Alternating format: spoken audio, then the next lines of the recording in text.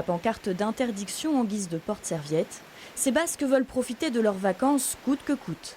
Alors, ils n'ont pas hésité à se jeter à l'eau. On a l'habitude de venir ici depuis des années, qu'on croise ces algues depuis des années aussi. Et bon, quand on était enfant, on se les jetait dessus et on n'a jamais été franchement trop malade. Donc écoutez, on continue.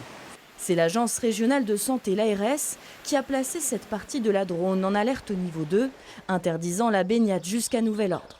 Il y a des cyanobactéries dans l'eau. Voilà, c'est ces dépôts verts là, ces petits dépôts verdâtres. C'est des algues.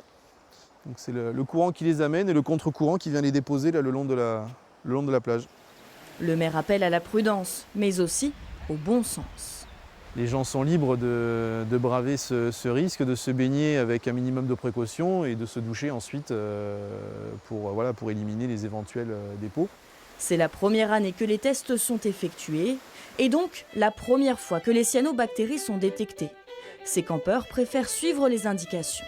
On ne sait pas trop ce que ça peut donner au niveau des répercussions que ça peut avoir sur l'organisme et puis sur la peau, tout ça. Tant qu'on n'a pas plus d'infos, je respecte. De nouveaux prélèvements vont être effectués très rapidement. Plusieurs points d'eau sont concernés par l'interdiction dans la région. L'ARS précise les risques. On peut avoir des irritations de la peau, la survenue de boutons, et puis si on ingère l'eau, les petits-enfants peuvent être amenés à boire éventuellement cette eau-là, on peut avoir des tremblements, de la fièvre, des douleurs abdominales, des nausées. Et en cas de présence de tous ces symptômes, il faut immédiatement consulter son médecin et bien préciser qu'on a fréquenté une zone de baignade. Il est également demandé de tenir son chien en laisse près d'une zone contaminée.